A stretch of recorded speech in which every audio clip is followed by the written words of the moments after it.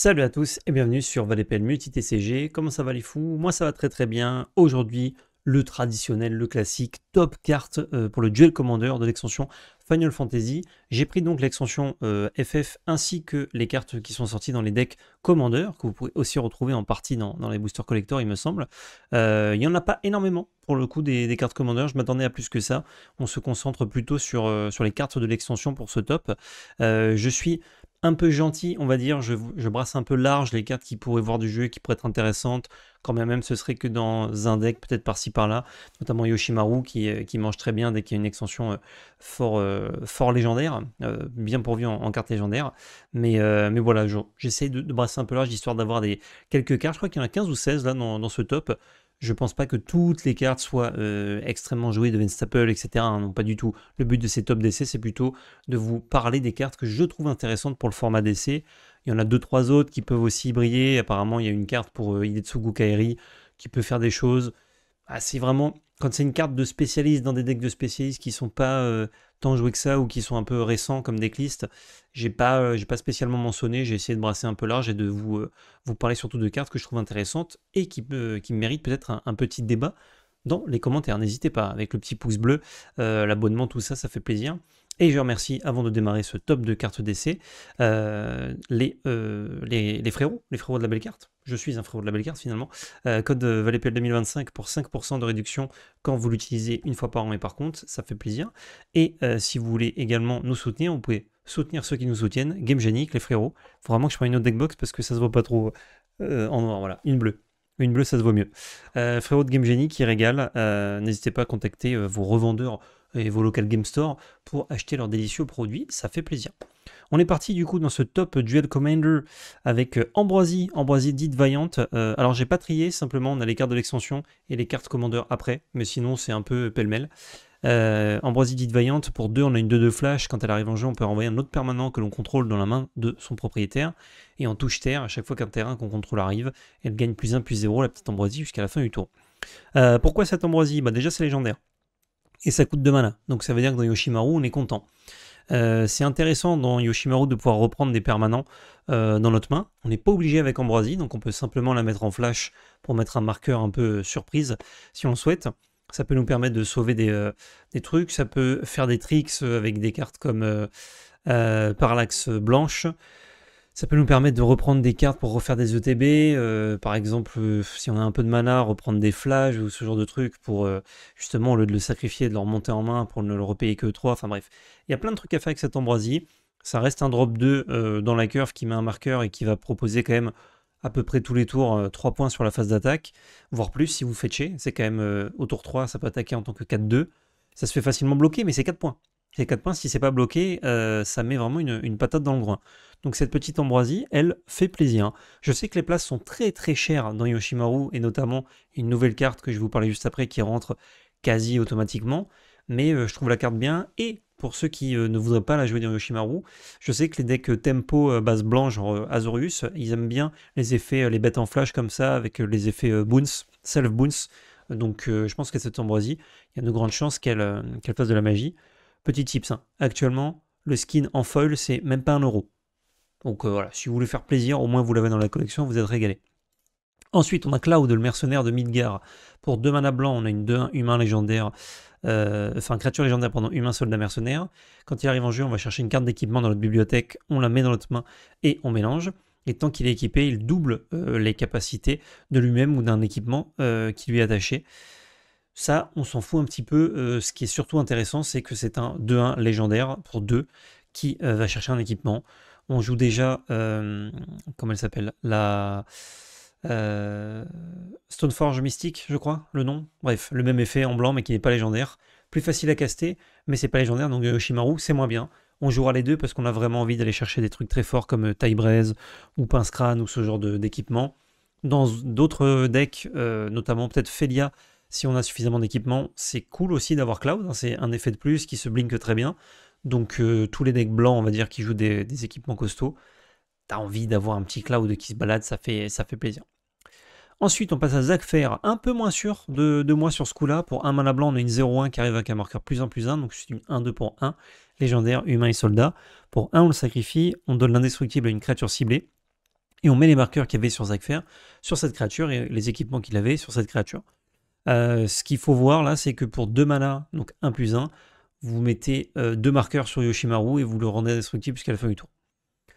On n'a pas du tout envie de le jouer au tour 1, c'est un tour 1 vraiment assez médiocre, mais par contre, au tour 2, ça peut être intéressant de faire, après Yoshimaru, Zakfer et un autre tour 2 comme Zurgo par exemple.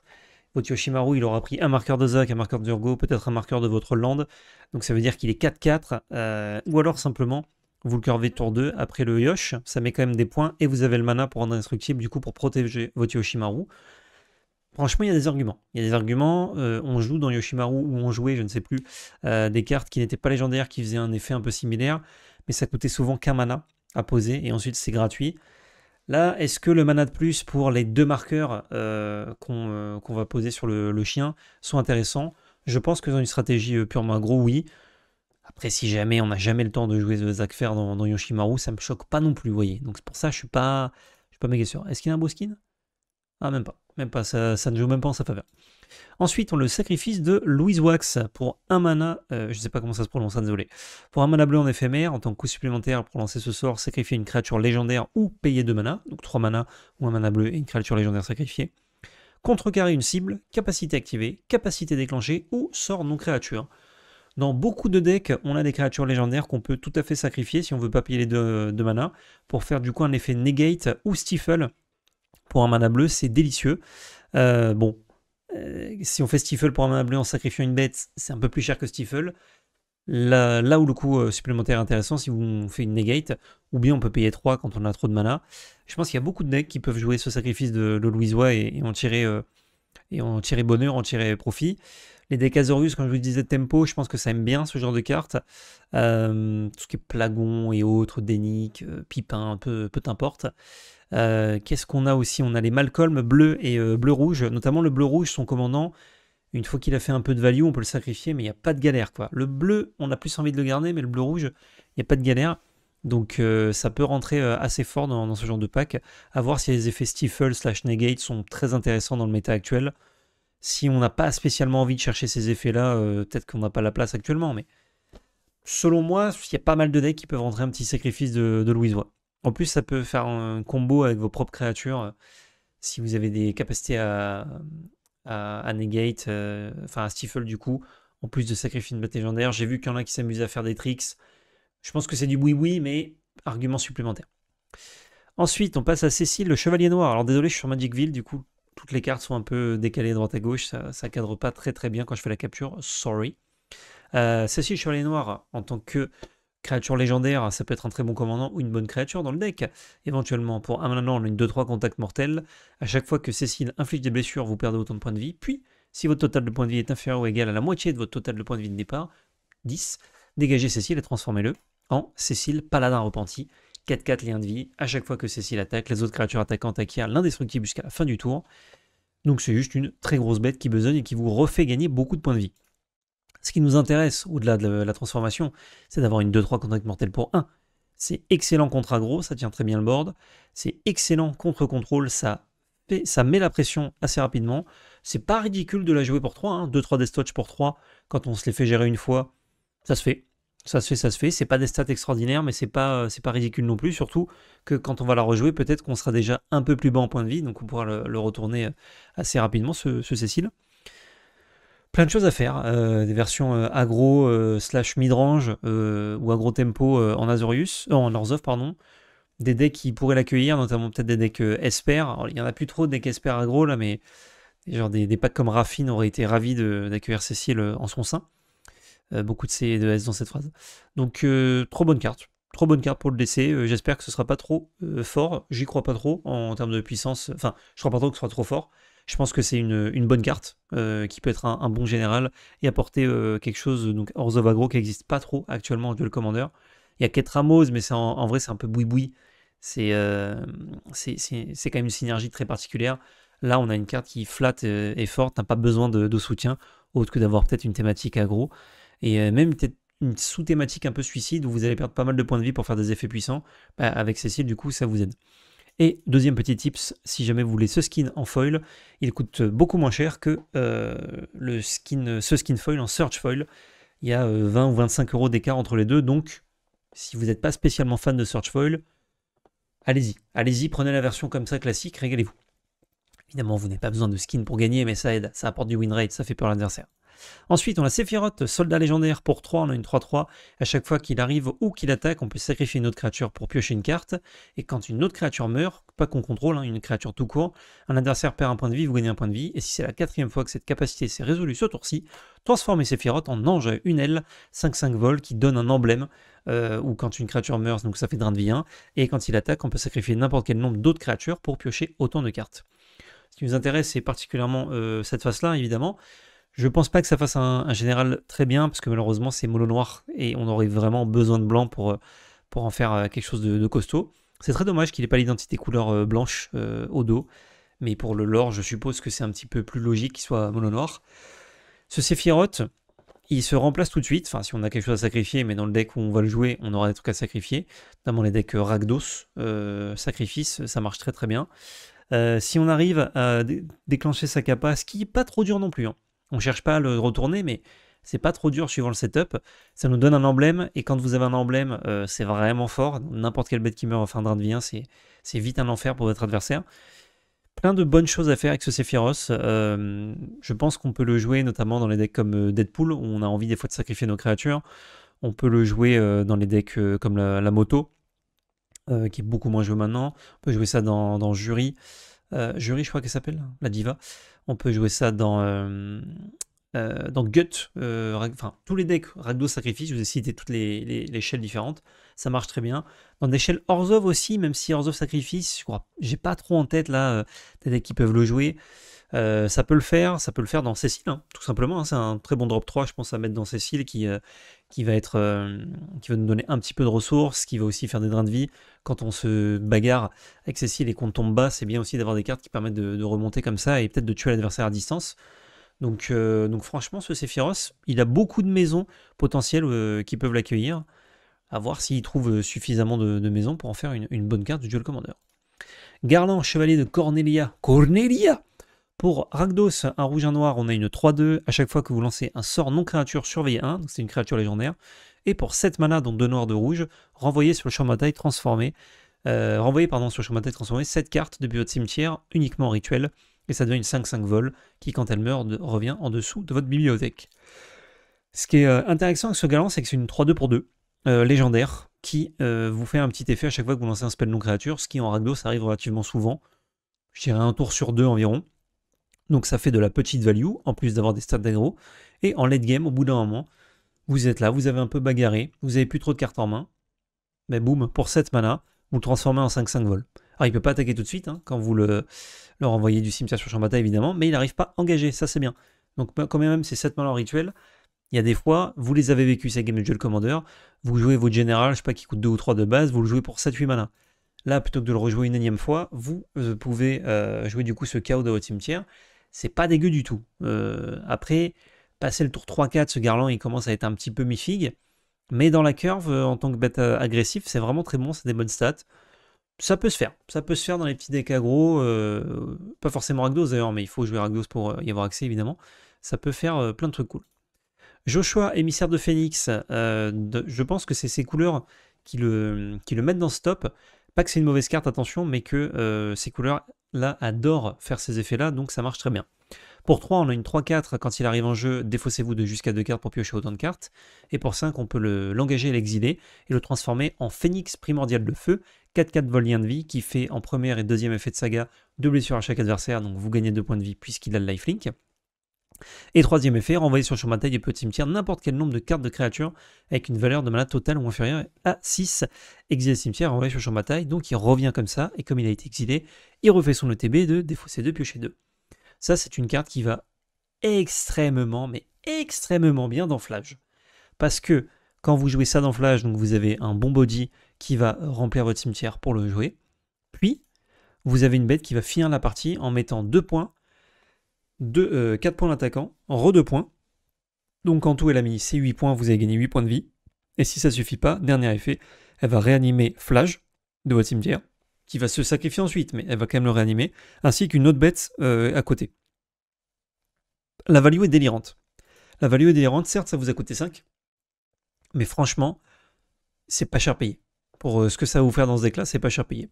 Ça peut se considérer, j'ai entendu dire, dans Yoshimaru, parce que ça fait de la reach, en fait, et que c'est une bête légendaire qui vous creuse. Il y a beaucoup de cartes dans Yoshimaru, dans certains match-ups, elles sont éclatées, donc les anti-bêtes contre contrôle, les effets protection contre aggro qui sont pas forcément excellents. Donc Joshua, ça permet aussi de creuser un peu plus dans le pack, ou Voland, hein, tout bêtement. Je trouve que c'est quand même un peu trop mou pour Yoshimaru. J'ai l'impression que c'est un peu trop pâteau, mais ça reste une légendaire qui a des stats très acceptables et qui vous fait de la value, donc, enfin qui creuse dans votre pack. Donc ça me choque pas non plus. Mais selon moi, dans Flash, c'est parfait quoi. Surtout qu'il y a beaucoup de decks qui jouent Flash tour 3, juste histoire 2, et ensuite on remplit le cimetière, on le réanime. Là, vous avez Joshua qui est un bien meilleur tour 3, et ensuite vous jouerez votre Flash plus tard, le temps que vous ayez de quoi le réanimer au cimetière. Donc ouais, très bonne carte ce Joshua, avec un skin très acceptable devant et magnifique à l'arrière. Lightning, l'éclair foudroyant, ça, je le mets parce que beaucoup de gens m'en ont parlé et m'ont dit que c'était très bien. Personnellement, je n'y crois pas trop, mais je me dis, je ne veux pas passer à côté, on va parler quand même de Lightning. Pour 3, 3-2, initiative, piétinement, lien de vie, solides arguments quand même. Et capacité, à chaque fois que Lightning inflige des blessures de combat à un joueur, jusqu'à votre prochain tour, si une source devait infliger des blessures à ce joueur ou un permanent que ce joueur contrôle, elle inflige le double de ses blessures à la place. Alors, Lightning c'est légendaire, c'est Boros, donc forcément on pense à Yoshimaru. Curvé dans le deck Yoshimaru, ça fait rien. Ça fait 3-2, je mets un marqueur sur Yoshimaru, rien d'autre. Ça bloque bien, mais ça n'attaque pas de suite. Et tour d'après, quand ça va attaquer, effectivement, quand ça va toucher, si ça touche le joueur, que ce n'est pas chum bloqué ou trade, hein, tout simplement, ça a un effet. Le truc, c'est que, est-ce qu'une 3-2 initiative piétinement lien de vie, si jamais son effet n'est jamais déclenché, c'est intéressant. Ça n'a pas la haie, ça fait... je crois pas. Hein. Je crois vraiment pas. Ce qui est rigolo, c'est dans des trucs comme Flash qui joue beaucoup de blast, parce qu'effectivement, quand Lightning touche, généralement c'est gagné derrière, parce qu'elle va toucher du coup tour 4, avec 4 mana, ne serait-ce que vous jouez un Burst Lightning, un Flash, vous mettez 10 à l'oppo. Bon, là oui, je comprends que c'est des arguments un peu plus solides, mais je crois pas qu'on a la place non plus de jouer ça dans Flash, quoi. Les versions très burn, peut-être. Version ultra burn spell, pas stacks du tout. Peut-être qu'on joue Lightning dedans, parce qu'effectivement, il y a le côté Oops I Win, et c'est un swap très décent. Dans certains match-up, initiative lien de vie contre aggro, c'est vraiment un enfer, même si aggro n'existe plus trop là en DC. Enfin, à part Yoshimaru, je veux dire, les vrais decks aggro se font assez rares, c'est beaucoup tempo. Voilà. J'ai donné mes arguments pour, les arguments contre. Faites ce que vous voulez avec Lightning, avec la carte, hein, attention. Moi, je pense que c'est un peu mi-figue, un peu trop gentil. Voilà. C'est un plafond excellent, mais c'est un plancher vraiment au ras des pâquerettes, quoi. Vivi, Mage Noir Égaré, bah oui, évidemment. Pour 3, pardon, dont Izet, on a une 0-3. C'est nul, ça n'attaque pas. Pour 0 mana, vous ajoutez X mana de la combinaison de couleur bleu ou rouge de votre choix à votre pool, X étant la force de Vivi, Mage Noir Égaré. Attention, ça ne fait pas de mana de base, ça ne marche pas. N'activez cette capacité que pendant vos tours et qu'une seule fois par tour. Quand il y a double sécurité, on va dire, sur une capacité, c'est que généralement c'est fort. À chaque fois que vous lancez un sort non créature, mettez un marqueur +1/+1 sur Vivi, Mage Noir Égaré, et il inflige une blessure à chaque adversaire. Ça, c'est quand même assez délirant. Hein. C'est quand même assez délirant comme carte. Métavis que c'est très décent. Beaucoup de gens se sont un petit peu affolés en disant « Oh la vache, c'est trop fort, ça a cassé le DC et tout ». C'est un plan de jeu Storm, et c'est combo de 2 cartes avec Vivi et une autre carte. Et je crois qu'avec d'autres aussi, mais qui sont vraiment pas bonnes, ça peut faire des combos. Donc évidemment, à surveiller d'un œil, hein, IZ Storm, quand c'est fort, c'est extrêmement fort et il faut taper dessus. Là, peut-être qu'avec Vivi, on a quelque chose de très digeste, qui aura d'excellents match-up et d'autres beaucoup plus compliqués.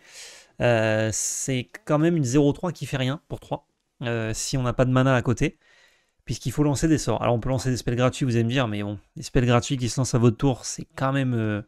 il n'y en a pas des masses non plus, et ils sont pas forcément excellents, ou alors ça vous coûte des cartes en main. Donc cette Vivi ne fait pas de value, elle fait que du mana et des dégâts. Par contre, si vous détapez avec Vivi, genre vous la curvez au tour 3, c'est très facile de lancer 2 ou 3 spells avec vos 4 mana. Into, j'active la capacité de Vivi, je refais 2 ou 3 mana, je recaste des spells. Vous avez fait quelque chose, hein. Vous avez une immense bête, parce que du coup elle a pris des marqueurs en même temps. Vous avez mis 3-4 dégâts avec vos spells, vous allez pouvoir faire une phase d'attaque avec Vivi. Vous avez fait des choses avec les spells que vous avez lancés, ça peut être vraiment délirant. Sachant que son passif marche pendant le tour adverse. Donc quand vous contrez des sorts, par exemple, pendant le tour adversaire, vous mettez un marqueur, vous mettez un dégât. Potentiel immense de Vivi. Je pense, j'ai pas vu de decklist encore de Vivi, même si j'imagine assez bien ce qu'il y a dedans. Je pense honnêtement que ça va être une carte relativement ok dans beaucoup de games. Et il y a certaines games où ça va être vraiment débile et faire n'importe quoi. Je me trompe peut-être. Peut-être que je sous-estime le potentiel, mais les plans de jeu un peu Storm, ça demande de jouer souvent beaucoup de cartes un peu pipi caca. Genre beaucoup de cantrips, des petits blasts à droite à gauche qui, dans beaucoup de games, sont pas suffisantes. Donc si, dans un shell de deck un peu tempo ou contrôle IZ classique, Vivi brille, parce qu'en fait on joue une game normale et au bout d'un moment on joue Vivi, quelques spells et c'est gagné, ça va être un excellent pack du format. Et peut-être même problématique. Si, à contrario, pour vraiment briller, il faut être un peu all-in, et quand ça marche très bien, sinon on se prend anti-bet sur Vivi et on fait fort la gueule. Dans ce cas-là, c'est ok, parce que quand c'est commandant centrique, les decks, c'est-à-dire que sans votre commandant, vous ne faites pas grand-chose, le format s'adapte, et SARM contre une 0-3 pour 3 en plus, ça prend tous les anti-bêtes du monde et tous les contres du monde. Donc, selon moi, il y a de grandes chances que ce soit un bon deck, voire un très bon deck, mais que ce soit ok. Voilà. Si jamais c'est n'importe quoi, je ne serais pas choqué. Ne venez pas me dire, oh là là, tu pensais pas que ce serait craqué? Je suis pas étonné non plus. Voilà. Passons à la map monde. Ça, vous l'avez pas vu venir dans mon top. Pour le coup, je suis pas joueur de stratégie land, donc je peux me tromper, peut-être que c'est un peu cher, mais après avoir vu beaucoup d'Azusa jouer à la CDFE, je pense que c'est une bonne carte, une bonne addition. On a un artefact pour 1 qui a deux capacités, soit on le sacrifie en payant 1 pour aller chercher une carte de base qu'on met dans notre main, soit on le sacrifie en payant 3 pour aller chercher une carte de terrain tout court et on la met dans notre main. Et on mélange évidemment. Il y a des fois où vous avez vraiment besoin d'un basique ou d'une source de verre, par exemple dans Azusa, parce que en fait vous n'avez pas de basique vert, donc c'est intéressant de payer seulement 2 pour aller en chercher un, surtout que c'est 1 puis 1. Vous n'avez pas grand chose à faire en early game avec Azusa, donc vous avez largement le temps de jouer une map monde. Et sinon, pour 1 puis 3, donc 4 mana en tout, c'est un peu plus cher qu'Expedition Map, mais vous allez chercher un terrain, et ça ne va pas remplacer Expedition Map, mais il y a des fois où c'est meilleur, parce que du coup vous allez chercher un basique, donc ça vous coûte moins cher. Il y a des fois c'est un peu moins bien, ça vous a coûté un mana de plus. Globalement, Azusa, c'est pas un deck qui a besoin, enfin qui manque de mana, généralement. Donc le mana de plus, il est pas trop gênant. Et un effet tutor de plus pour aller chercher n'importe quelle land, ça n'a pas de prix. Quand vous vous faites besogner par un deck aggro, vous êtes très content d'avoir un tutor à Glacial Chasm de plus. Donc vraiment, cette map bombe, à mon avis, elle rentre picobello dedans. Et peut-être qu'il y a d'autres decks aussi, des decks typiquement qui jouent Cabal Coffer, qui ont envie d'avoir un tuto à land de plus. Des lands peut-être un peu puissants qu'on a envie d'aller tuto dans certains decks. J'ai pas d'autres idées particulières ou précises, mais c'est un tuto à land générique qui peut se jouer partout, donc ça fait plaisir. Et pour finir sur les cartes de l'extension, avant d'attaquer les quelques cartes de l'extension Commander, ville de départ, évidemment, hein, ça arrive d'étape les 3 premiers tours, ça peut faire du mana incolore ou du mana de la couleur de notre choix en payant un point de vie. C'est excellent, c'est vraiment excellent. Il y a pas mal de cas où justement vous allez avoir un land d'étape qui vous fixe pour le tour 1 et 2 par exemple, et ensuite ça vous coûtera plus jamais de points de vie, puisque vous payez à chaque fois avec de l'incolore. Ça arrive tape après, mais c'est pas grave, l'important c'est les premiers tours en duel commander. Le tour 4 aussi est assez important, donc c'est un petit peu gênant, mais en même temps si ça arrive d'étape au tour 4, ça aurait quasiment pas de défaut. Donc franchement, la carte est cool. Et j'ai vu pour les prix qu'elle coûtait vraiment pas cher, ça coûte genre 5-6 balles en normal. Je vous recommande très fortement de récupérer une ville de départ. Au pire, vous la jouerez dans un de vos decks multi, vous serez content. C'est un investissement, à mon avis, qui est très décent. Peut-être que la carte vaudra moins cher plus tard, attention, c'est pas un conseil financier, c'est juste, si vous hésitez, n'hésitez pas. On passe aux cartes Commander. On en a 4, on n'en a pas énormément, puisqu'il y en a beaucoup, je trouvais que c'était puissant, mais ça demandait un peu un setup et tout, et on cherche plutôt des cartes indépendantes, donc on passera notre chemin. Une fois n'est pas costume, une carte pour Yoshimaru. Seigneur Giscal Guado. Pour 2, on a une 2-1 vol. Au début de chaque étape de fin, si vous avez mis un marqueur sur une créature ce tour-ci, enquêtez. Ça peut avoir lieu pendant le tour d'un adversaire, même si c'est rare. Pourquoi je vous parle de cette carte? C'est tout simplement, ça se curve derrière Yoshimaru. C'est une créature légendaire, donc ça veut dire que ça met un marqueur sur Yoshimaru. Et donc pour 2, vous avez une 2-1 vol qui a mis un marqueur et qui vous a fait enquêter. On peut se servir des artefacts de différentes façons dans Yoshimaru sur votre decklist, mais notamment pour piocher plus tard quand on a passé le tour 4 et que des fois on brique un peu, ou là on a trop de mana par rapport à ce qu'on veut caster, ça dépend des mains qu'on a avec Yoshimaru, et ben ce petit token indice, il est sympa. Notamment, si ce seigneur Giscalguado survit, une grande chance qu'il survive parce que c'est pas trop la cible préférentielle, il va mettre ses points en fly gentiment mais sûrement, et tous les tours, puisque si vous avez Yoshimaru, vous allez tous les tours mettre un marqueur dessus normalement, voire même d'autres bêtes qui se mettent des marqueurs ou qui en mettent ailleurs, bah vous allez créer votre petit token indice qui va vous faire de la value plus tard en late game. Je trouve ça très intéressant, encore une fois, même débat que tout le temps, les places sont chères dans Yoshimaru, il faut voir si ça rentre. En tout cas, c'est sexy. Sexy sur le papier, ça fait un peu tout ce que veut faire le pack. Peut-être qu'on aurait joué ça il y a un an et demi dans Yoshimaru, maintenant les places sont trop chères, je ne sais pas. Moi, mon travail, c'est de vous en parler, vous faites ce que vous voulez avec. Tidus, gardien de Yuna. Pour Bant, on a une 3-3. Au début du combat, pendant votre tour, vous pouvez déplacer un marqueur d'une créature ciblée que vous contrôlez sur une deuxième créature ciblée que vous contrôlez. Et encourager, à chaque fois qu'au moins une créature que vous contrôlez avec des marqueurs sur elle inflige des blessures de combat à un joueur, vous pouvez piocher une carte et proliférer. Ne faites ceci qu'une seule fois par tour. Pourquoi je vous en parle de ce petit Tidus, gardien de Yuna? Les couleurs, les stats sont bonnes. 3-3 pour 3, ça donne accès à Bant, ça fait plaisir. Ça a un effet au début du combat, donc on va dire quasiment tout de suite, qui permet de déplacer un marqueur, ce qui peut avoir un intérêt, notamment pour faire passer des points. Et son effet statique d'encourager, c'est pas trop dur de toucher avec une bête qui a des marqueurs, et quand vous piochez proliférer, bah c'est pas mal. Hein. C'est pas mal, hein. Si jamais vous avez genre deux bêtes avec des marqueurs, c'est plus de marqueurs, piocher une carte. Ça fait rien s'il n'y a rien autour, malheureusement Tidus, ça fait vraiment rien du tout, parce que ça ne gagne pas de marqueurs tout seul. Mais ça donne accès à des belles couleurs qui ont facilement des marqueurs. Il y a des bêtes qui arrivent avec des marqueurs tout seuls ou qui en prennent tous les tours. J'ai peu d'espoir. Voilà, je vous le dis, j'ai peu d'espoir que ce Tidus fasse quelque chose. Mais en même temps, j'imagine une belle decklist Bant avec tout qui a des marqueurs. Et ce Tidus, il vient sublimer tout ça. On peut même le faire T2 avec une accélération, même si c'est pas excellent de faire ça, mais ça marche. Pourquoi pas? Pourquoi pas faire des choses avec ce Tidus? En plus, il a plein de skins. Il a celui-ci.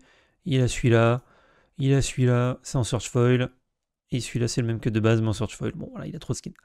Gratia, voyageur entre les dimensions. Je l'avais pas vu celui-ci au reveal. C'est une 2-3 lifelink pour Esper, donc blanc, bleu, noir. À chaque fois que vous lancez un sort non-créature, vous pouvez payer X points de vie, X étant la valeur de mana de ce sort. Si vous faites ainsi, créez un jeton 1-1, incolore héros, et mettez X marqueurs dessus, ne faites ceci qu'une seule fois par tour. Ça va être très simple, une fois qu'on détape avec Gratia ou qu'on le décurve, bah, vos contres, en gros, pendant le tour de votre adversaire, vous allez payer X points de vie, par exemple un contre pour 2, et faire une 3-3. Parce que vous créez une 1-1, et vous mettez 2 marqueurs, parce que vous avez payé 2 points de vie, le spell coûtait 2, et vous avez une 3-3. Ça crée des bêtes pour du 1v1 qui sont tout le temps un peu mieux statées que les spells que vous jouez. Les spells coûtent pas trop cher en duel commander, donc grosso modo, vous allez pouvoir facilement faire des bons bodies sans trop vous piquer. Vous n'êtes pas obligé, si jamais vous êtes low life, tant pis. Vous avez ce 2-3 lifelink qui va s'occuper de vous refaire gagner un peu des points de vie. Franchement, Gratia, ça peut faire des choses assez cool. C'est une seule fois par tour, donc on peut pas partir en couille et payer plein de points de vie, faire plein de boards, comme avec un plan de jeu Storm. Mais pensez-y, hein, quand vous allez faire une Force of Will, donc pour 0 mana et 1 point de vie, vous allez payer 5 et faire une 6-6. C'est pas mal. Là, je vous parle un peu de l'effet plafond, certes, mais l'effet plancher, ça reste quelque chose d'assez ok. Hein. Si vous avez un spell gratuit dans la main, genre une Force of Négation, tout bêtement, pendant le tour adverse, vous allez créer une 4-4, en plus de votre 2-3 lifelink. Si vous n'avez pas de spell gratuit, vous décarvez Gratia, et ça se passe relativement bien aussi, quoi. Ne serait-ce que décarver de 1 ou 2 tours, avec Gratia, vous allez faire des trucs et rembourser la carte. Ça reste quand même quelque chose qui fait entre guillemets rien quand ça arrive en jeu. Donc en duel commander, on n'aime pas trop. Mais voilà quoi. Pensez-y à votre Force of Will qui fait une 6-6. Franchement, ça devient un spell quand même assez délirant. Et on finit avec Terra, symbole d'espoir pour le monde, pour Mardu, blanc, rouge, noir. On a une 3-3. Au début du combat, pendant votre tour, mêlée de cartes. Terra acquiert le vol jusqu'à la fin du tour. Et à chaque fois que Terra inflige des blessures de combat à un joueur, vous pouvez payer 2. Quand vous faites ainsi, renvoyez sur le champ de bataille, depuis votre cimetière engagé, une carte de créature ciblée de force inférieure ou égale à 3. C'est très facile de toucher puisqu'elle a le vol. Elle fait quelque chose, entre guillemets, dès qu'elle arrive en jeu, puisque au début du combat, on meule 2. Donc c'est assez simple de trigger l'effet tout de suite.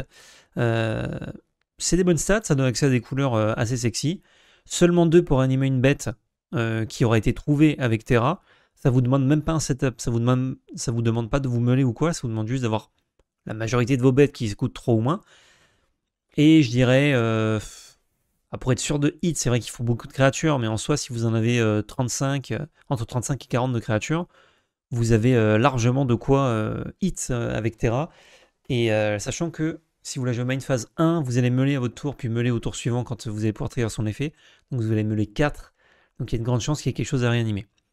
Il y a d'autres générales mardus qui font ce genre d'effet, mais souvent ils font un peu un setup. Le cimetière, s'il est vide, il se passe rien. La Terra, elle remplit le cimetière toute seule et elle est 3-3 fly. Donc elle est assez chiante à bloquer et elle besogne bien. Elle peut faire des choses, cette petite Terra. Moi, j'y crois, mes fans de Mardu, allez-y, à vos builds. Je crois qu'avant Duel Commander, on peut faire un deck assez sympathique, qui sera, je pense, tier 2, mais qui reste relativement ok, notamment, puisque ça donne accès au blanc et au noir, donc gestion quand même premium dans le format.